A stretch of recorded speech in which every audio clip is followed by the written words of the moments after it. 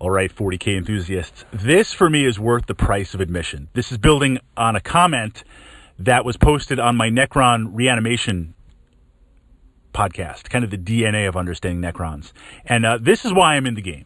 This is why I'm posting to YouTube. This is why I'm writing on my blog. The link down there is below under this video. You guys are my secret weapon. You're my secret meta. Now, in tabletop, real life 40K, I play with a number of groups. I try to make it to some events. Sometimes I can make it to a lot of events, sometimes not so many events. It kind of shifts back and forth with annoying things like real life. But even with that diversity, there is a certain groupthink of 40K in New York. And there is a certain groupthink with the 40K players that I play with. And there's some very, very potent and strong 40K players that'll dust me. But we are bound by our local meta.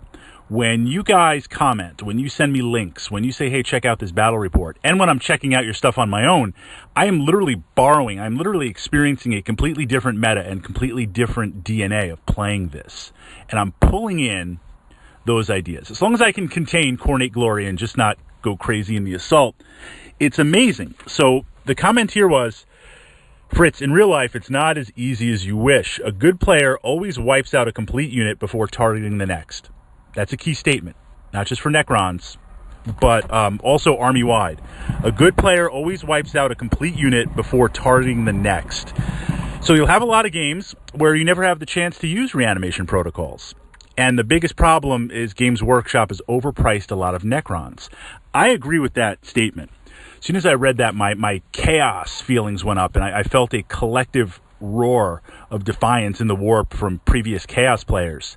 Often when Games Workshop equals balance is crazy, right? Often I feel like with the new Necron Codex especially, this is kind of a side tangent, but it's important, when Games Workshop has universal special rules or army-wide special rules, I don't think we call them USRs anymore, they often don't know what to do. So it's like, we gave Necrons, we used to call it We'll Be Back, and then we didn't want to get sued for that. So we'll call it reanimation protocols. For the most part, it can be army-wide, depending on what you select. We don't know how to balance it, so let's just inflate the cost of the units. Well, you're paying for that. You're paying for that in model cost. And if you don't take advantage of it, then your opponent is going to have more models than you do. They're going to have more efficiency than you do. So how do we deal with this? Let's take a look at MSU first. Well, that's where we're going. Multiple small units. Wipe out a complete unit before targeting, and then look at Necrons. And then I'm going to turn it over to you guys for more meta analysis. If I have a group of 10 models, doesn't matter what, we're kind of going high level here, 10 models, and you cause 10 wounds to me. So you move up, you hit, you wound, I fail armor saves. 10 models, 10 wounds, the entire army is wiped out on there. If I go MSU, multiple small units, if I have 5 models and 5 models right next to each other, separated, of course, for, units and stuff, completely separated, your models shoot and cause 10 wounds. I remove the 5 models, but what happens to the overage? This is a flaw in 40K. This is a stress flaw. Where does the extra damage go? Nowhere. So if you run big units, there's a chance that if your opponent can generate sufficient volume of dice, and they will, there won't be any spillage. They'll wipe out the whole unit. If you have MSU working together, then you cut down on their dice capacity. Because remember, they're paying the points for larger units. They're paying the points for this. You're still going to get a unit wiped out, but it'll be a small unit. I'd rather have...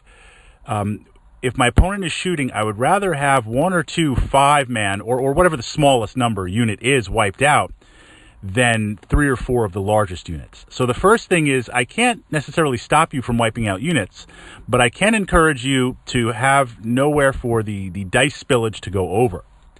That is going to actually, from the Necron perspective, potentially increase your reanimation protocols, not for the one that gets wiped out, but for the other ones on there, because you're going to cut down on that spillage. Now, Fritz, you run a big blob of warriors. The second thing is to have a unit. Now, what exactly this unit is depends on what you're playing. To have a unit that moves up there that is essentially going to be a bullet magnet. We can call it a trash mob. We can call it whatever we want. To run up and Shoot, scarabs. I use scarabs for that. I use lots and lots of cultists, to the dark gods, looking for Khorne to shed a single tear and to glance in your direction for a moment. There's an unending supply of chaos, cultists on there. If I run those chaos cultists forward and you want to engage my Zerkers and stuff, the shots will go into those units. I will get you focusing on that big unit. So is there something that you can trade high quality shots? Because look, in the scarabs and cultists, you hit them with anything. Grot blaster, it's going to take them out. So if I can get my opponent to shoot their high quality and low quality, high quality meaning significant AP, high strength, multiple shots in there, big units, and shoot it into the trash, hey, that's going to increase the chances for my other units to survive longer, whether they're Zerkers or warriors. So in that capacity, this is an excellent comment, because a good player will wipe out a complete unit, and that's what they're going to leverage. Those are two ways, two potential answers to that challenge. So now I'm going to tie that in. What are your thoughts? I'm going to tap into your meta.